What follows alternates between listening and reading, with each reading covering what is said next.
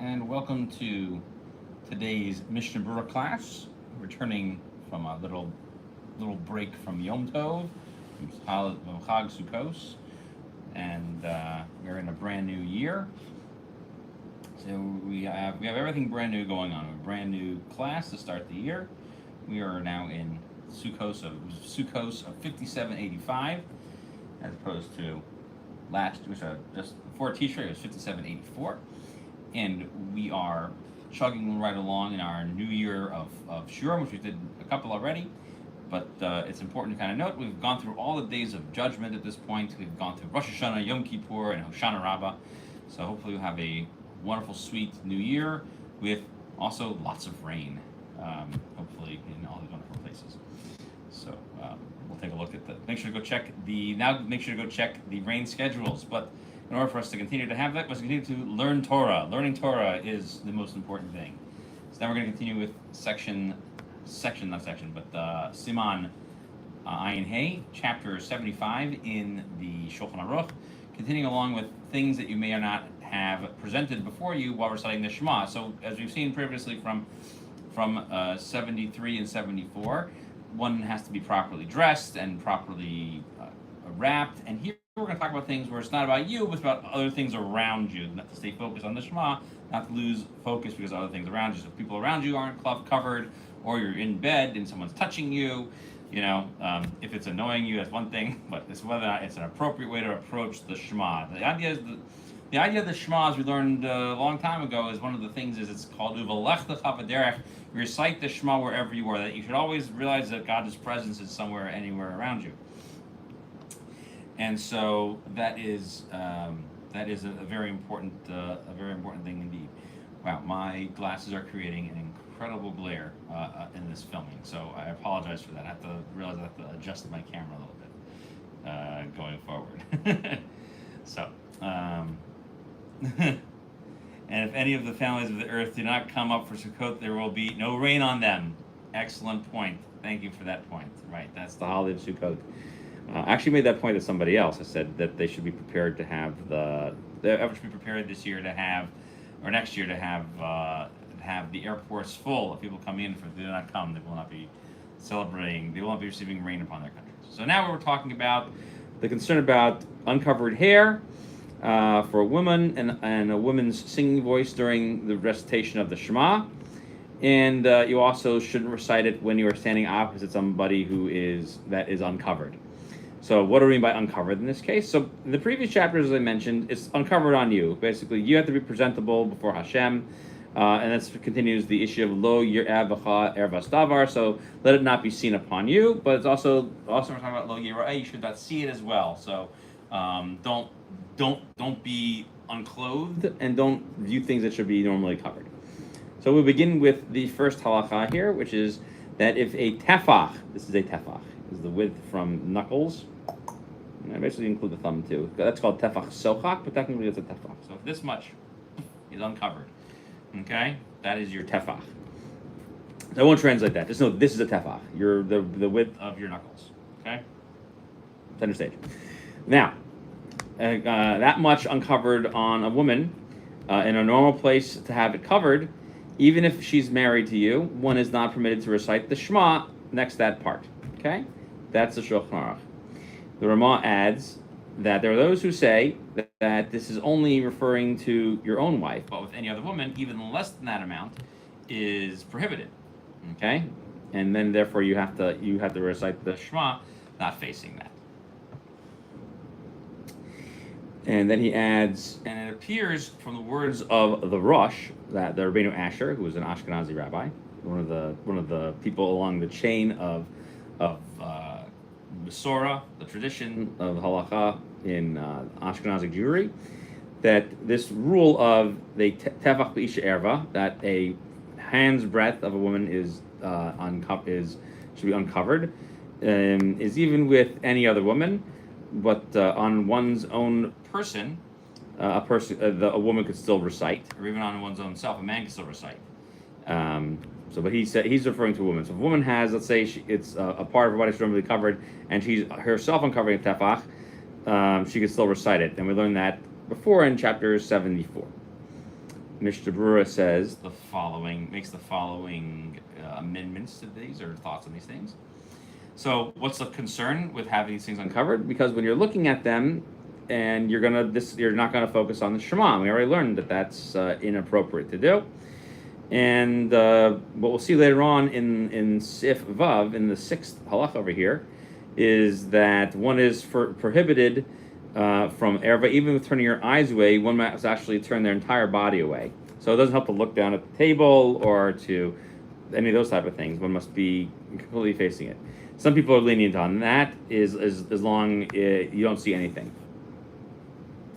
And he says here now that even in any other case, looking away, as long as you don't see it, is actually going to be fine. So we're gonna refer to that, defer to that when we refer to these halachot. Okay. So we say that the place normally is covered.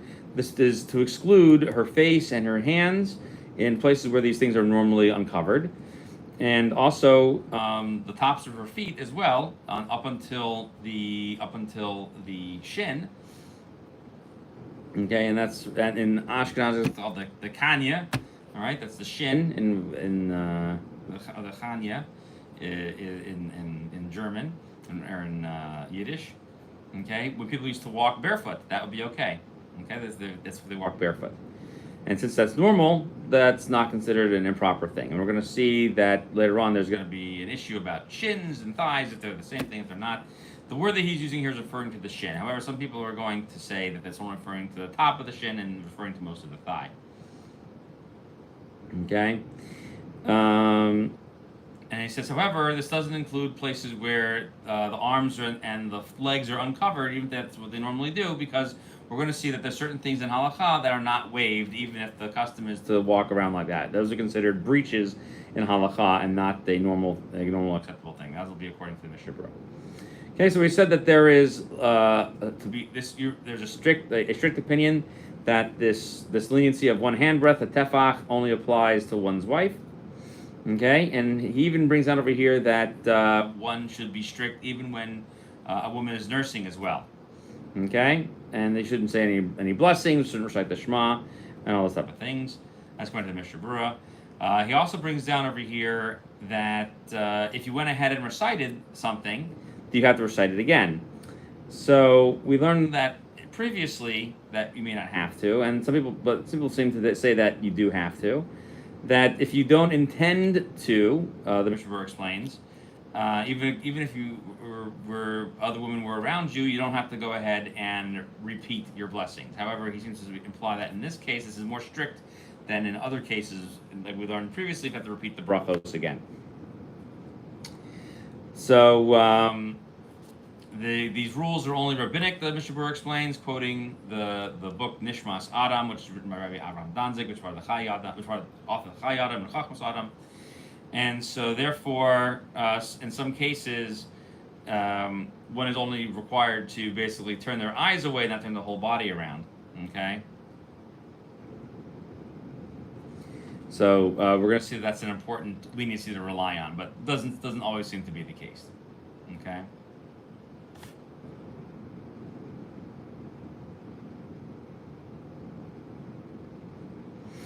Let's see. And so he brings one more issue over here. I was going to move on, but he hasn't finished. He's not done. So if a woman is uncovering her entire lower leg, okay, then the question is that if it goes up to the knee, that should technically be okay. And even on his own wife, that should be okay. However, for Kriya Shema, we're more strict, okay, and that's because there's a dispute amongst the authorities as to whether this rule applies to everything else. So we're going to make some distinctions over here, which is by Kriya Shema, looking at covered parts should be an issue. If as long as you're looking at it intently, but if you're intently looking at something, there's a separate issue with that, was that there's a prohibition of not to stare wantonly at women. It's you're not allowed to objectify them for your own purposes, and you can't even do that irrespective of this rule. So even on a pinky finger, one couldn't even do that. One is not permitted to engage in such objectification, because there's a separate prohibition of lo sasuru acharei einechem. Do not turn towards your eyes, which is part of the Shema itself. So therefore, we say that one should not engage in this or even rely on any leniency for this. Okay. However, if you are just, let's say, people are just not dressed appropriately, and you happen to see it there like that, that's probably where we would draw the line of needing to recite the Shema, not reciting the Shema. Okay, and so therefore, so in places where certain parts of the body should be covered and they're not covered, one shouldn't recite the Shema in these type of places. One should find a more private place to recite it where they're not bothered by all of these views around them. Okay, and so therefore we should be strict there, especially in our day and age where only married women use the mikvah. He says that should be considered a more strict erva, more strict. When we say not to look at places that are covered, it should be more strict in these things. Okay. The next thing over here is that the Ramah said that the rush is more lenient. However, the Mishnah brings the Rashba, another Rishon, Rav Shlomo Deret, disagrees that one is not allowed to recite when you're not partially dressed correctly. Okay. So if a person is not properly dressed and they can see themselves being improperly dressed, one needs to dress themselves up more. Okay. And that's what they seem to say. And most people seem to agree that the Rashba is correct, and that the rush quoted by the Ramah would also be strict in this case. Okay. So what we learn from this is the following expensive Mishnah Berurah is that it's not permitted to recite the Shema if a woman is not herself personally dressed at all. Okay. And therefore she needs to be dressed, but not just with just like shorts on or a t-shirt. That she needs to be dressed so that she would be ready to actually go outside and be presentable. Okay, and so therefore she shouldn't dress any other way. Let's look at the second halacha over here. The rest of this goes a little faster. Okay, a woman who normally covers her hair. Okay, one cannot recite the Shema if her hair is not covered.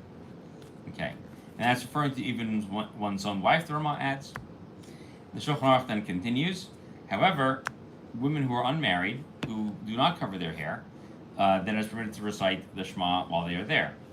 And the Ramah then adds, and so too, the hairs that come out of a woman's hair bind, if they're married, those are also not a problem.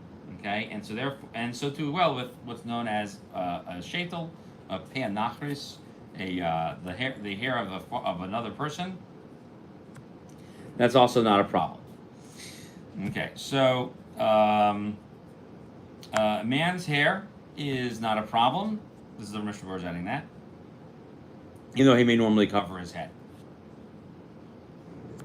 So the Mishnah Berurah then explains the following. He says, well, they have to cover their hair. Even if they aren't covering their hair, unless they're in public and they're not covering it in the house, nonetheless, you still aren't recite. They're not required to cover, but you're still not allowed to recite the Shema. So even in the house, it should be covered, especially if you're going to be reciting blessings there. So they don't have to cover their hair in their homes. The one should still not recite blessings or the Shema in those cases. Okay, and it says furthermore, it says even in a certain place, which was happening this time period, if they aren't acting properly and they uncover their head even in public, one still can't rely on the fact that it's become familiar and therefore becomes permitted. And just like we said before about uncovering the leg and the thigh, it's always prohibited. So therefore, this is always going to be under that law of restricted prohibition. Okay, and so those who are careful about this forever and ever, we should be careful to cover the head, and therefore this prohibition of not reciting the Shema should be enforced as well. And it doesn't come down and is not restricted to just the customs of the area.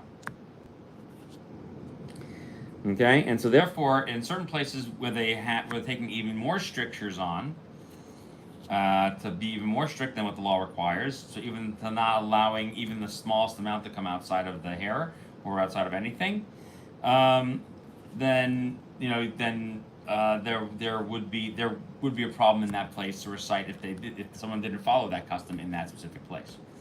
So this is the opinion of the Mishnah Berurah.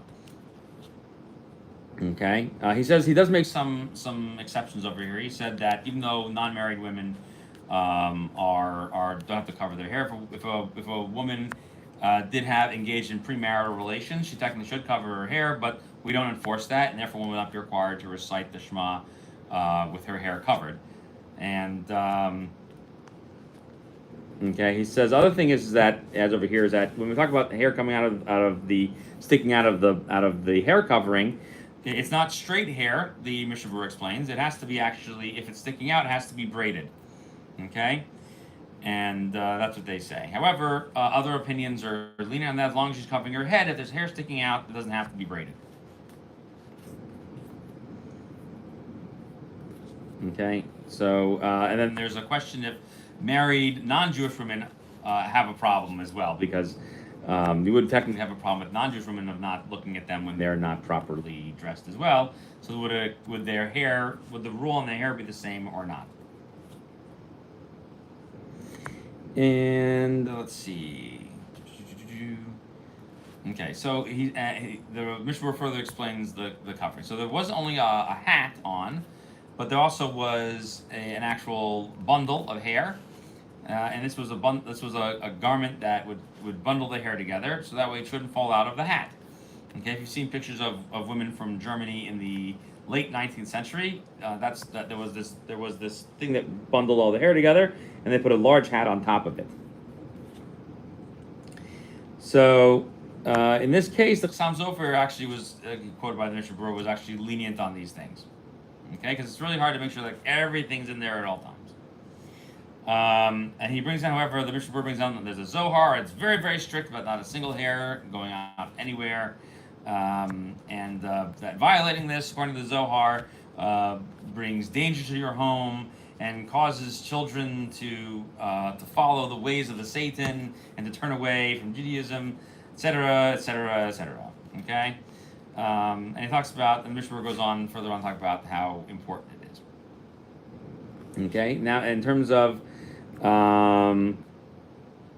there's still a dispute according to Mishnah Berurah of wearing of whether or not wearing a wig is a problem or not. So some people are strict to cover the wig as well, because you might not necessarily know that it's a wig or not.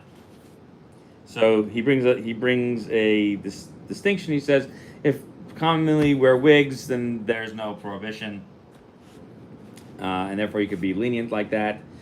And so the thing that's funny is that according to Shulchan Aruch, it may not be lenient. We don't strictly derive halakha from the Zohar. Now, there's people just bring it down as explaining customs, but it's not necessarily. It's definitely not the halakha. Halakha doesn't follow what we're saying over here now. So the Shulchan Aruch would be lenient technically based on these opinions to go ahead and recite the Shema even when a woman is wearing a wig to cover their hair. Wherever amongst the Ashkenazi poskim, they're still strict, and they come out to it finally saying that whatever the custom is in the local area, just follow that. So, and if there are places where they're strict, you can't not be strict because people think you weren't covering your hair. So, it depends on the local community. There are people who are even more lenient in this, like the Aruch HaShulchan, who say that you can still recite the blessings while looking at them. However, other opinions like Moshe Feinstein and others have still said that you still would have to turn your body completely around if people were not properly covering their head. But there's still room to be lenient and just look down at the table. Let's say to recite Kiddush at your home and someone's like properly covering their hair. Okay, let's go on to 3. Halakha 3 over here. Halakha 3 says one should be careful not to listen to a woman singing while reciting the Shema, and the Ramah adds even as one's own wife. He says, however, the normal voice that you hear is okay. What does that mean, a normal voice? Well, first of all, in this case, with a listening woman singing, they actually are strict to say that you have to recite the Shema again. Okay, so this one's a little bit more strict if they go through different reasons, different what we said before. Okay, so it doesn't matter if the woman is married or not, and even not during listening to Shema, there's still a prohibition. But we're dealing over here specifically in the laws of Shema. Okay, and they are prohibited. Let's listen to whether or not married or not. Okay, unless they're like little kids. Now, this also includes non-Jews who are singing as well, and one should not listen to them while trying to recite the Shema. However, if you're at a place where you can't avoid hearing the non-Jews singing, and you have to, and you can't stop them from singing, and therefore, if one just sort of plugs their ears and tries to focus on the Shema, that would be okay. Okay, because otherwise you're never going to do anything. Only in one place. I went to one shul one time that decided they were going to rent a commercial space next to it, a church, some crazy church that was where the language of the church was all in Spanish. I was living here in America, and they insisted on keeping the shul open while the church was playing loud music and other such stuff during davening, during services. Which we talked about in an earlier Siman, was also prohibited to have church music in the synagogue, especially people recognize it as church music. The rabbi of the synagogue just kept saying, well, there's nothing we can do, which is false, because you have a right to quiet enjoyment. But if it's something that happens, so if it's happening regularly, you shouldn't daven there at all. In this case that we're talking about over here, where there's no place to find in the whole city that saves you from hearing the choir, that's when you could be lenient. But if you know it's going to be a problem, then you shouldn't be davening in that place. So I was surprised that rabbi didn't do more, or just basically close down the synagogue until they were able to remedy it. But they could have gotten rid of it had they just tried. Some people are just lazy at their job. The fourth halacha in here, we're almost done. When we say that it's prohibited to not look at somebody's covered parts, even by non-Jews as well, and if they are children. The Ramah adds that sometimes we're lenient by children, especially if they're running around, with no clothes on outside and they're little kids. And that seems to be the main halacha over here. Okay? So what's interesting is that the Mishnah Berurah says that this is actually a different halacha, which is, it says, Ki Hashem Elokecha mishalech b'kerev ma'achanecha v'haya ma'achanecha kadosh v'lo yireh b'cha ervas davar. So every place that Hashem walks through is a place where you should have holiness whenever you're engaged in holiness, such as the Shema and the Tefillah and other, like learning Torah. This should always be a case. You shouldn't have little naked kids running around. You shouldn't be seeing people not dressed appropriately. That's why we don't learn Torah in bathrooms, in bathhouses, at other places where people are generally not dressed appropriate. And so, therefore, that's why we make and establish appropriate places to learn these things. And so that's the extension over here of this halakha. So it's not just the one part of it, but the other idea is to always have your places be holy. Okay? And so we even are including over here that of little children's wear as well. Okay? The Beis Yosef even says that if you did see a little kid, the reason why you could be lenient is because if you did say it and they were reciting the Shema, you don't have to recite it again. Okay?